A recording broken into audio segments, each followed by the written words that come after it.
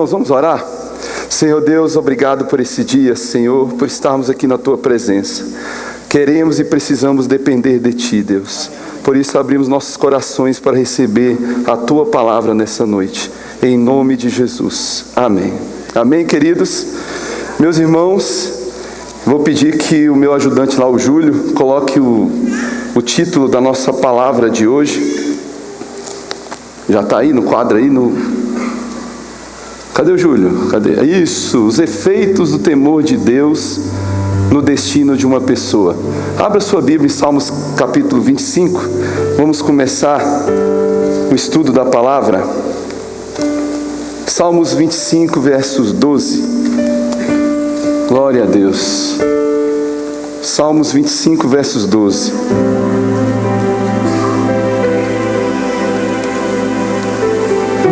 Aleluia, Jesus. Antes de nós lermos, nós estamos saindo de uma semana de jejum e oração. Quem aqui que participou desse propósito de jejum e oração, por favor, levanta a mão. Continua com a mão levantada para que todos possamos ver. Amém. Segunda-feira, no culto dos homens ali na casa do pastor Abner, foi tão interessante, porque na hora dos comes e bebes, eu vi um monte de irmão batendo cabeça. Um não bebia açúcar, outro não bebia refrigerante, outro não comia carne, outro não comia doce. Então ficaram assim, né? Um tomou só água, outro tomou... Vocês lembram disso? Como é bom ver a igreja envolvida. Isso gera relacionamento, isso gera comunhão. Uns comeram só salgadinho, outros beberam só água, como o pastor Rodemir. E nós estávamos num propósito só, ao lado do nosso querido pastor que estava ali comemorando seu aniversário. Queridos, o jejum traz arrependimento. O jejum tem esse objetivo. E a nossa igreja está vivendo um novo tempo. Não precisa esperar o dia 31 para o dia 1º de janeiro. Isso é todos os dias. No nosso coração, aqui, amanhã, quando acordarmos e formos para as nossas atividades do dia a dia. Que o propósito desse jejum continue em nossas vidas, todos os dias. Hoje de manhã nós entregamos ele. Alguns ainda, talvez, por não ter vindo de manhã, estão entregando hoje à noite. Mas esse é o propósito, estarmos juntos em oração. Essa semana nós estivemos em oração com as duas Alines, né? Uma está aqui, a outra lá está se recuperando. A cirurgia dela foi tão boa, da Aline, a nora da Aline, a cirurgia dela foi tão bem sucedida, que o médico estava previsto levá-la para a UTI. E não precisou ir para a UTI, não estou certo, meu Eunice, uma modesta? Ela já está no quarto se recuperando, no quarto dela, da casa dela, tá? Ela já teve alta, né? Já está em casa, eu falei aqui no quarto dela, em casa, tá, gente? Glória a Deus por isso. Foi tirado o tumor dela, maligno, e o Senhor, que é benigno, abençoador, está trazendo a cura a essa família, um por um. Continuemos orando pela Aline, que está grávida, pelo nenenzinho dela. Oi? A irmã Eunice está agradecendo a todos pela oração, né? Realmente muitos estavam orando, inclusive no horário da cirurgia da Aline, muitos levantaram para estar orando por ela, né? Eu louvo a Deus por isso, meus irmãos, porque isso gera temor de Deus, gera dependência do Senhor. Vamos ler Salmos 25, 12? É uma pergunta: qual é o homem que teme ao Senhor? Ele o ensinará no caminho que deve escolher. Qual é o homem que teme ao Senhor? Este lhe ensinará o caminho que deve escolher. Essa palavra que eu vou trazer, eu ouvi esta mensagem através de um dever de casa que o Daniel passou no curso do Homem ao Máximo. Ele passou um link de uma mensagem cujo título era exatamente esse, para que todos os homens pudessem ouvir aquela palavra. Faz uns 5 meses, né, Daniel, a última turma que nós fizemos, e desde aquele dia, essa palavra tem incomodado muito o meu coração. Deus tem falado fortemente. Eu orei ao Senhor do que deveria trazer hoje aqui, porque essa palavra, muito mais do que para qualquer um de vocês, é para o meu coração. E o Senhor faz uma pergunta bem clara, o salmista faz uma pergunta bem clara: qual é o homem que teme ao Senhor? Este lhe ensinará o caminho que deve escolher. Eu procurei essa palavra escolher no original, e ela tem o seu significado, ela vem do original barrar, que significa desejo, ter prazer em alguma coisa. Deus sabe que nós temos desejos, escolhas a fazer, coisas que ao nosso ver vão trazer alegria para o nosso coração, prazer, seja profissionalmente, seja no relacionamento, seja no trabalho. Deus sabe disso, mas Ele quer que nós Tenhamos um trâmite, vamos assim dizer, para que eu possa chegar lá nas escolhas a fazer. Temor de Deus, o ensinamento do Senhor, para que eu possa escolher. Ele vai ajudar você, homem e mulher, temente a Deus, a tomar as suas decisões e as suas escolhas. Não tem como a gente colocar a carruagem na frente dos bois, como diz. Temos que buscar em Deus e no temor do Senhor, para que Ele nos ensine, tenhamos os olhos dEle para tomar as decisões. Queridos, o título usa uma palavra ali, destino. Sempre que eu tenho pregado aqui, seja falando de Noé ou de Apocalipse, eu falo de uma palavra chamada identidade. Identidade e destino. O tempo todo, você criança que está aqui, tem algumas crianças que não desceram para o culto, estão aqui, adolescentes, jovens, adultos, casados ou não, o tempo todo você vai estar respondendo a essas duas perguntas na sua vida, desde a hora que você acorda ao dormir. Qual a minha identidade, qual é o meu destino? Quem sou eu? Para onde eu vou? E esta mensagem, ela vai estar no teu coração o tempo todo sendo respondida, nos seus atos. Deus tem uma mensagem para você, mas o diabo também tem.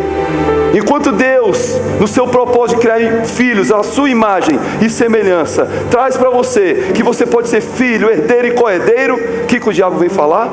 Não, você não precisa desse Deus, você é mais que Deus. Você pode ser senhor do seu destino, pode tomar as suas decisões sem depender de Deus.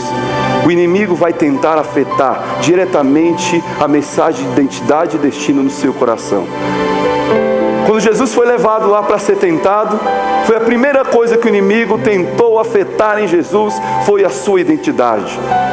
Se tu és o Filho, o verbo ser, ele o tempo todo vai estar no coração de cada um de nós, tentando atingir a mensagem de identidade e destino que o Senhor tem para nós. Queridos, diante dessa pergunta que nós temos aí, sugere que Deus está à procura de homens e mulheres que tenham essa preciosa qualidade. Nós vamos tratar de dois temas aqui, problemas que envolvem a sexualidade e questões existenciais. Para isso nós vamos analisar a vida de dois grandes homens de Deus.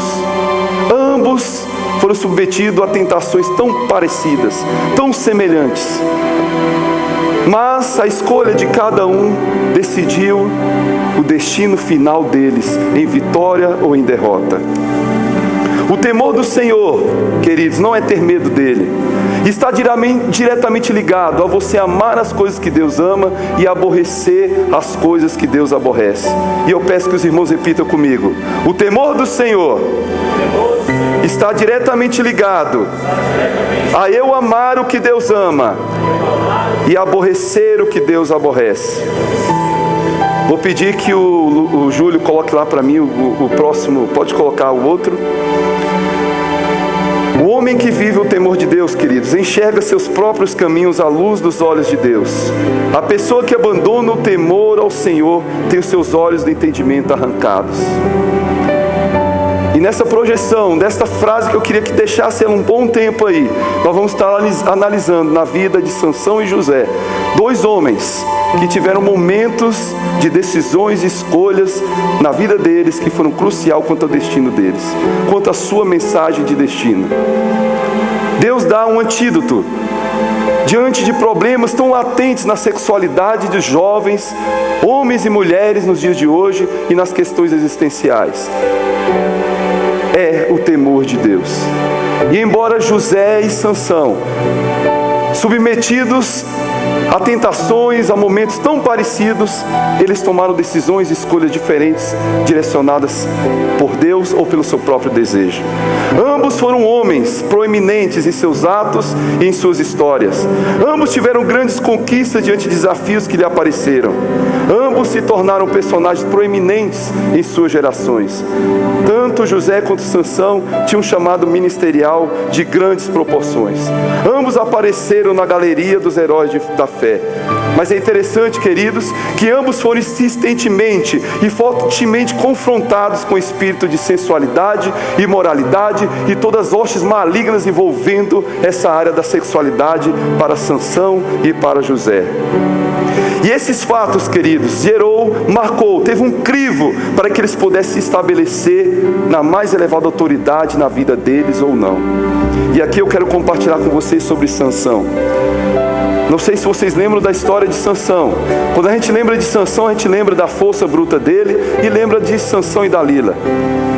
Mas não analisa todo o transcorrer da vida dele até chegar aquele fatídico momento em que ele empurra aquelas colunas e ela mata não somente ele, mas aquelas pessoas, os filisteus que estavam ali zombando, festejando e etc.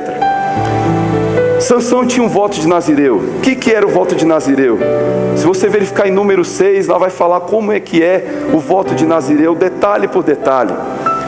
Mas eu não vou ler porque senão vou me demorar muito. Mas o voto de Nazireu era aquele voto. A palavra Nazireu, ela significa no original separado para Deus. Quando Deus chamou o pai de Sansão, ele deu a ele as cartas, como deveria ser, deu a eles as regras do nazireado.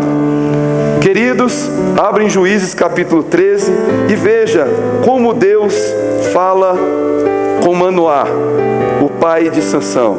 Olha que momento especial. Antes de falar de Sansão, eu vou falar ali um pouco da origem dele. Ele cresceu na cidade chamada Zorá.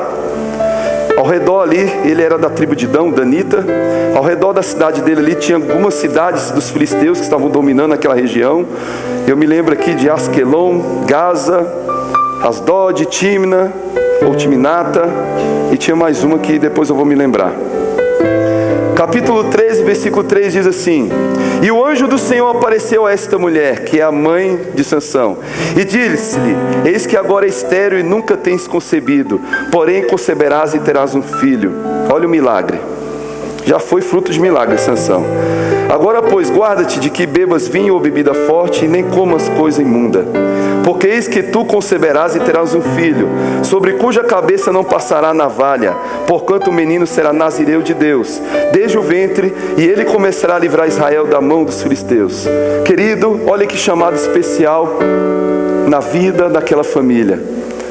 Ele chama Manoá, sua esposa, e lhe faz essa revelação. Por 2 momentos Manoá pergunta o nome do anjo, e o anjo não fala.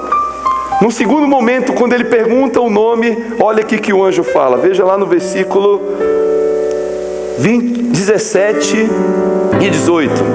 Versículo 17 e 18, capítulo 3. E disse Manoá ao anjo do Senhor: Qual é o teu nome? Para que quando se cumprir a tua palavra te honremos. E o anjo lhe disse: Por que perguntas assim pelo meu nome, visto que é maravilhoso? Quem vocês acham que estava ali com ele? Quem é maravilhoso? É Jesus. Meus irmãos, olha que chamado. Não foi qualquer um que foi lá trazer o voto de nazireado, aquela criança que seria gerada no ventre da esposa de Manoá. Foi o próprio Jesus. Queridos, entre várias regras do nazireado, Sansão não podia raspar a cabeça, ele não podia beber bebida alcoólica, tocar no fruto da vide, e não podia tocar em mortos, cadáveres, coisas imundas. Esse era o voto de Nazireu. Não se tem conhecimento na história da Bíblia ou na nossa história de um homem que fosse dotado de uma força tão tremenda dada por Deus como foi na vida de Sansão. Queridos, somente em filmes, seriados, que a gente vê os super-heróis, aquela força tão imensa que a gente fica ali admirando. Gente, que coisa que deve ser um super-herói. Eu trouxe até aqui as figuras de um super-herói. Cadê, Júnior? Mostra aí. Passa essa figura aí. Aí, ó, pra vocês lembrarem. Vocês lembram desse daí? Quem lembra? Eu lembro, eu assistia, né? Pelos poderes de Grace. Tinha uma mulher também que falava alguma coisa, eu não lembro o nome dela. Como é que era? A Xia? Olha, tira até a Xia, né? Próximo herói aí, bota o herói aí. Olha aí, ó. Esse eu botei pro Fábio lembrar, o Daniel Heine, o Marquinho ali. Eu era muito pequeno nessa época, mas eles já eram mais jovens, né? Spectreman, você lembra disso? Próximo próximo herói aí. Não, irmão, não avacalha com a minha mensagem, não. Pula esse daí. Esse daí eu não posso, né? Mas esse daí. A minha infância, eu assisti o Superman, gostava demais. Gosto até hoje, viu? Quando lança o filme Superman, eu vou lá. Mas eu lembro do Christopher Reeve. Vocês lembram do Christopher Reeve? Era o Superman quando eu era, né? Hoje é um bonitão aí, né? Mas era o Christopher Reeve. Eu lembro daquele filme que era um meteoro, sei lá, que caía no chão. E ia ali um casal e tinha um bebezinho lá. Esse bebezinho, ele com o dedo, ele levantava um carro. Olha só que coisa interessante. E eu cresci assistindo aquele Superman, mas eu gostava tanto. Até hoje eu assisto Superman. E o ator que fazia o Superman era o Christopher Reeve. E eu vi no jornal que ele havia caído do cavalo. Vocês lembram disso? Eu até pedi aí que o Júlio achasse uma imagem dele. Esse aí é o Superman. Quando eu assistia. Aqui ele está numa cadeira de roda, que ele não movimenta nem a cabeça. Até a cabeça dele é sustentada. Ele caiu de um cavalo. Eu acho que foi a medula espinhal, alguma coisa que machucou. E ele veio a ficar tetraplégico, movimentando acho que só os olhos, a boca, alguma coisa assim. E hoje ele morreu, né? Não sei se vocês sabem, ele morreu. Esse aí era o Superman quando eu era criança. Isso tudo é Hollywood, fantasias, histórias mitológicas. Mas eu quero mostrar para você um verdadeiro herói. Pode passar aí. Pode passar, Varão, aquele lá. Depois do... Olha aí, ó, o verdadeiro herói aí, ó. Uma salva de palmas para os bombeiros, gente. Olha, ó. Glória a Deus. Até o Homem-Aranha tem um sonho de ser bombeiro, né? Então, mas eu quero mostrar um outro herói maior que os bombeiros. Mostra ele aí. Oh, glória a Deus, né?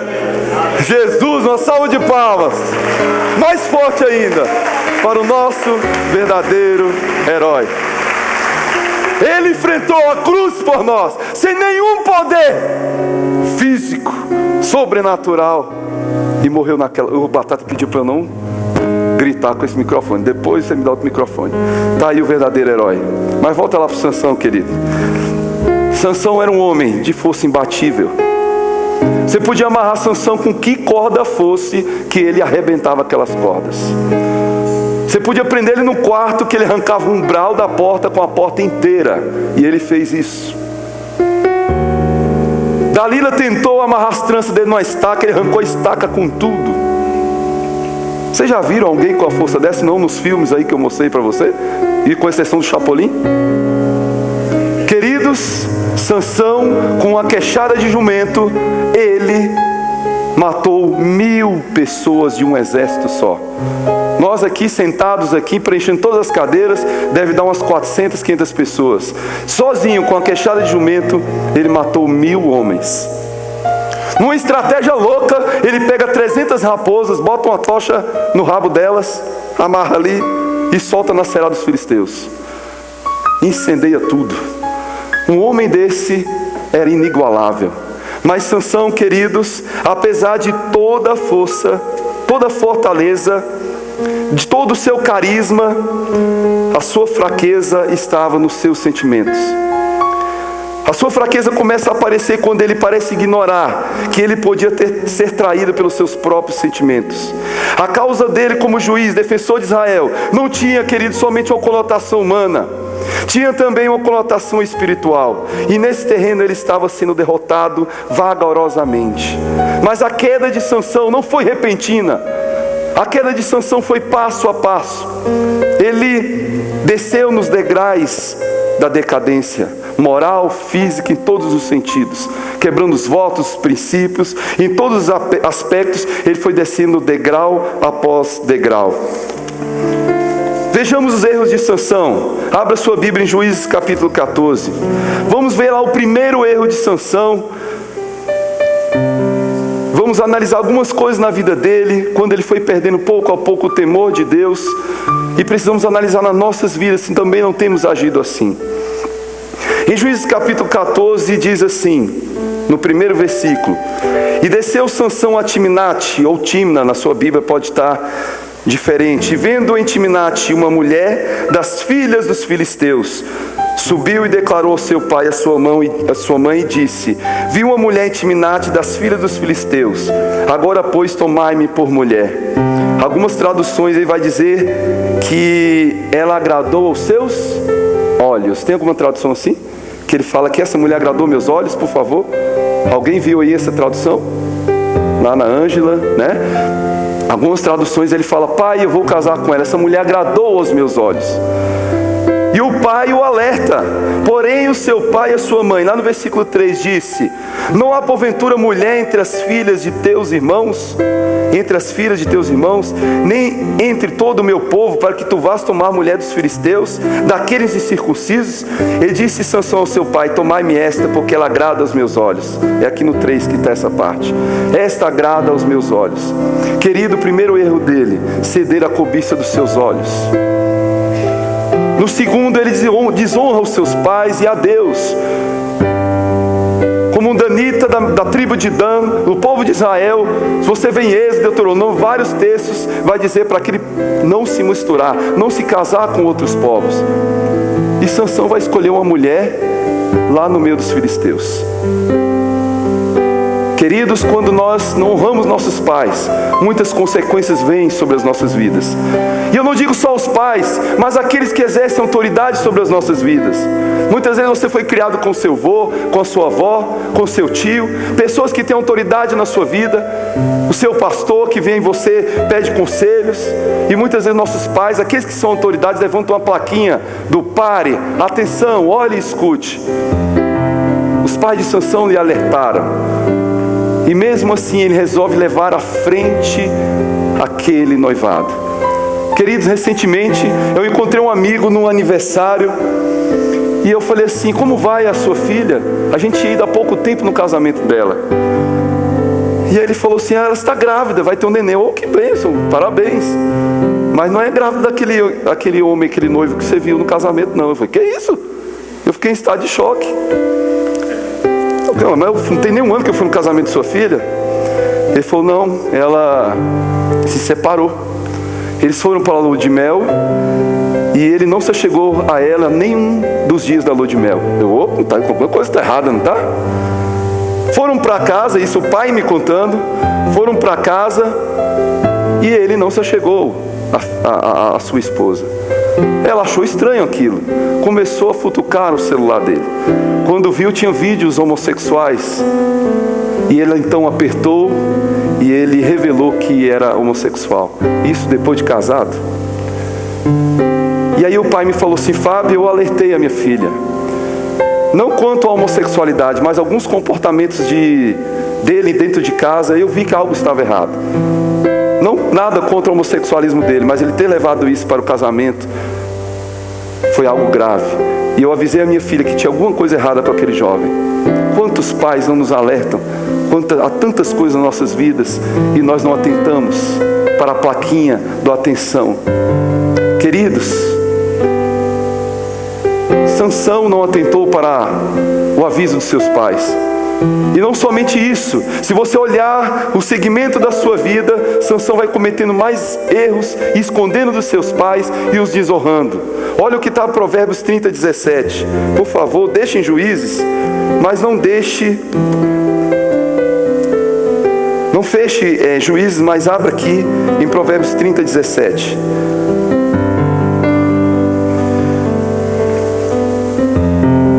Amém? Os olhos que zombam do pai ou desprezam a obediência da mãe, corvos do ribeiro os arrancarão e os pintões da águia o comerão.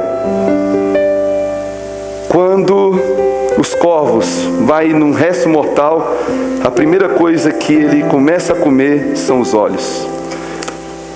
E é o que acontece com Sansão. Ele teve os seus olhos arrancados literalmente no fim da sua vida, por desprezar não somente a palavra de Deus, mas também aos seus pais.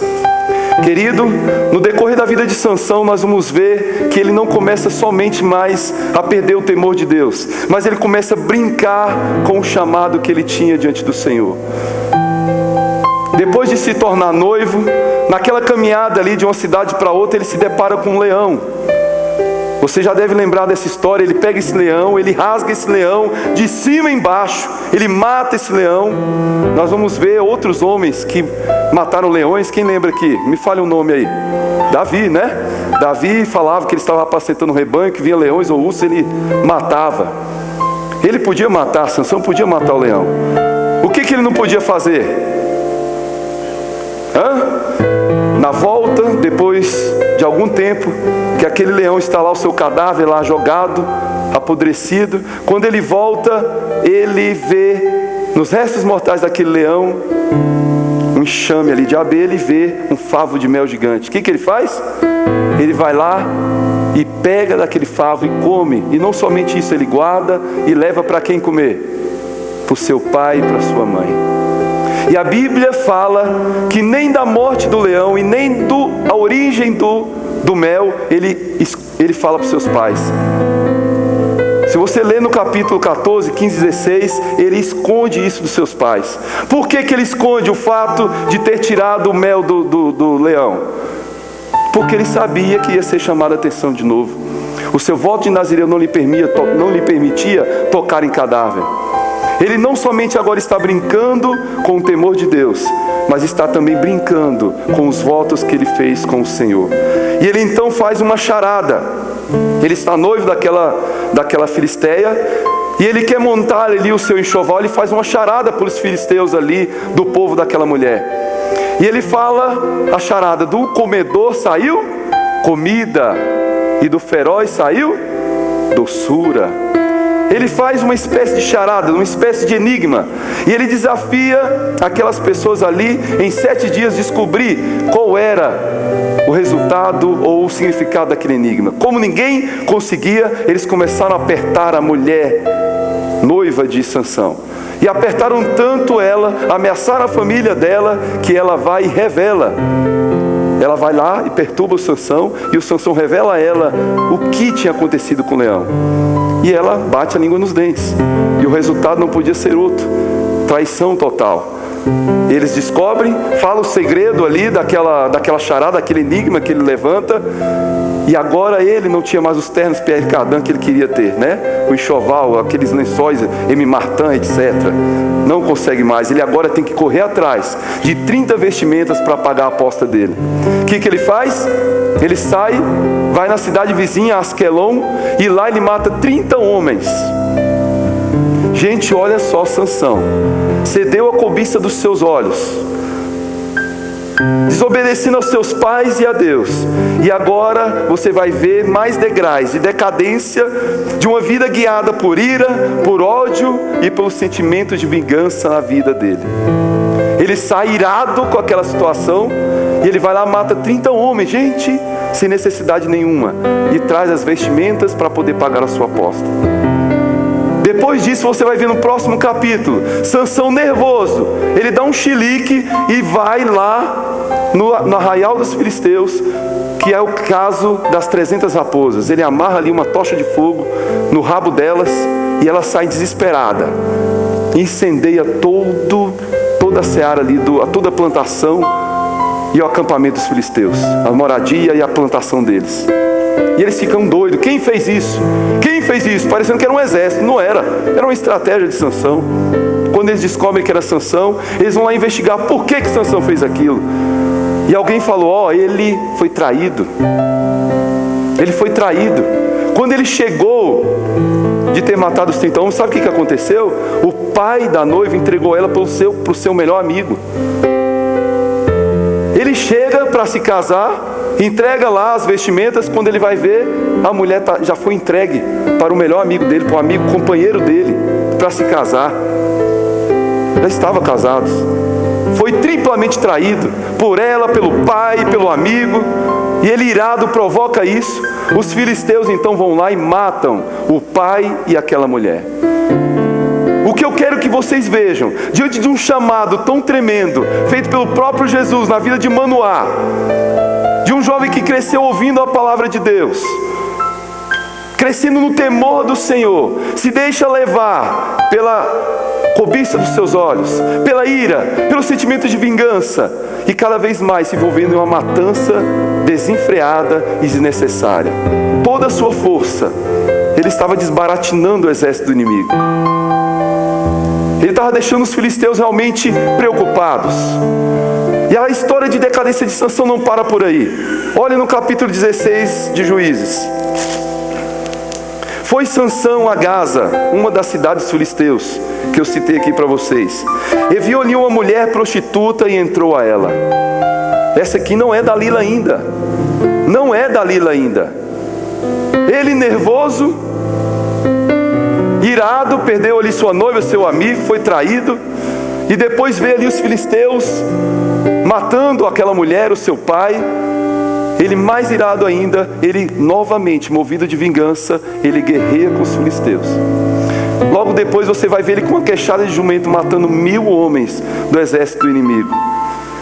Queridos, toda a vida de Sansão foi assim, permeado por inconsequências, desequilíbrio e confusão. Ele oscilava constantemente entre violência física, desiludido sentimentalmente, com suas emoções abaladas e com inconsistência moral, uma vida amorosa desequilibrada. E agora vamos ver ele conhecendo Dalila. Dalila veio para dar ali um golpe fatal na vida de Sansão. Agora os filisteus não querem mais somente ganhar uma aposta dele, descobrir um enigma. Sansão agora quer a própria vida. Os filisteus querem a própria vida de Sansão. Ele se apaixona por Dalila, filisteia também. E tudo que ele escondia para os seus pais, ele não escondia para suas mulheres. A ponto de revelar o seu maior segredo, a ponto de revelar o seu voto de nazireado para Dalila. Depois de enganá-la 2 vezes, quando amarra ele com cordas novas, ou quando prende as tranças do cabelo dele numa estaca, a Dalila começa a chorar desesperada e começa a chantageá-lo emocionalmente. Ela, movida por ganância, aqueles príncipes ali daquelas cidades ofereceram uma grande quantia de dinheiro para ela, e ela então trai Sansão, arranca dele o segredo e lhe é raspada a sua cabeça, é arrancada as suas tranças. Quando os filisteus chegam, ele pensa que vai ter força e não tem mais. Daí, meus irmãos, começa o seu fim. E eu pedi aí para colocar, né? Começa o seu fim. Sansão é preso, humilhado, torturado, arrancam os seus olhos, coloca para rodar um moinho de trigo, e em todas aquelas cidades ali, ao redor, Gaza, Asquelon, Dagon, ele foi exposto como motivo de chacota. Prendemos Sansão, aquele homem de força imbatível, incomparável, está preso. Arrancaram os seus olhos. Queridos, apesar de toda a força física de Sansão, ele não conseguiu vencer a si mesmo. Quantas vezes nós jovens, homens, mulheres, temos um chamado, temos grandes conquistas pessoais, mas não conseguimos vencer a nós mesmos. Vamos perdendo o temor de Deus em cada detalhe das nossas vidas. E o pior, quando eu perco o temor de Deus, eu perco o olhar de Deus para iluminar e guiar-me nos meus caminhos. Olha aquele versículo que nós começamos: quem temer ao Senhor, esse o ensinará no caminho que deve escolher. O temor de Deus, a partir disso eu sou ensinado pelo Senhor e vou escolher o caminho, porque o Senhor vai me ensinar, o Senhor vai me direcionar. Mas eu não quero, queridos, aqui que vocês se prendam só em Sansão. Em Gênesis 39 vamos ver um outro homem, José. José teve uma vida bem diferente, e apesar de submetidos a tão parecidos momentos de tentação e etc., nós vamos ver decisões bem diferentes. Abra em Gênesis 39, vamos ler do 5 ao 12.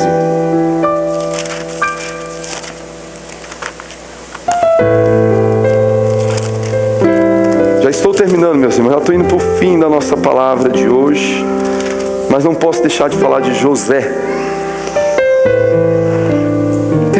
39, de 5 a 12, diz assim: E aconteceu que, desde desde que o pusera sobre a sua casa e sobre tudo que tinha. Está falando de Potifar em relação a José. O Senhor abençoou a casa do egípcio por amor de José. E a bênção do Senhor foi sobre tudo que tinha na casa e no campo. E deixou tudo o que tinha na mão de José, de maneira que nada sabia do que estava com ele, a não ser do pão que comia. E José era formoso de parecer e formoso à vista. E aconteceu depois dessas coisas que a mulher de seu senhor pôs os seus olhos em José e disse: deita-te comigo. Porém ele recusou e disse à mulher do seu senhor: eis que o meu senhor não sabe do que há em casa comigo, e entregou em minha mão tudo o que tem. Ninguém há maior que eu nesta casa, e nenhuma coisa me vedou, senão a ti, porquanto tu és sua mulher. Como, pois, faria eu este tamanho mal e pecaria contra Deus? E aconteceu que, falando ele cada dia a José, e não lhe dando ele ouvidos a deitar-se com ela e estar com ela, sucedeu no certo dia, que veio à casa para fazer o seu serviço, e nenhum dos da casa estava ali. E ela lhe pegou pelo seu vestido, dizendo: deita-te comigo. E ele deixou o seu vestido na mão dela e fugiu e saiu para fora. Queridos, tem que ser muito macho para fazer isso, não tem? Isso sim é ter humildade. Isso sim é ter humildade. Ele resolveu temer a Deus. Temos em José, queridos, a maior tipologia de Cristo. Eu acho que na Bíblia não tem uma outra figura no Antigo Testamento que prefigure Cristo tão tremendamente como José. Rejeitado, humilhado, vendido por 30 moedas pelos seus irmãos, e no fim da sua vida recebeu um governo. Amém? Queridos, José tinha consciência do poder de Deus na vida dele. Tinha consciência dos efeitos do temor de Deus, do temor a Deus no seu próprio destino. Ele não tinha a força e o carisma que Sansão tinha, mas a decisão dele de viver uma vida temente a Deus levou José para o topo da vontade de Deus.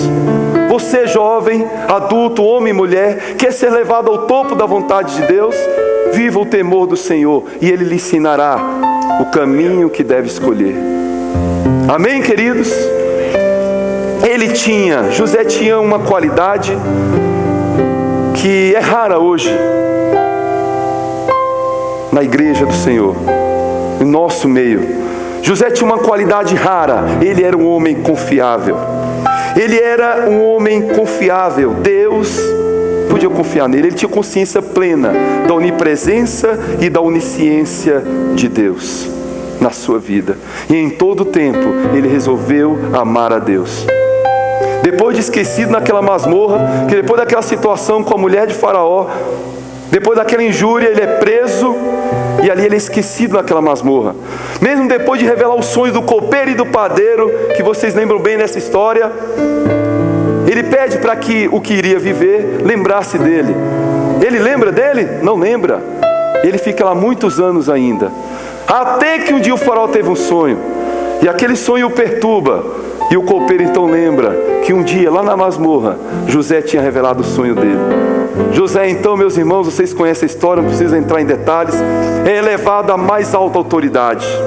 Querido, o poder vem não de uma posição elevada que você possa ter, mas a autoridade vem de um caráter ilibado.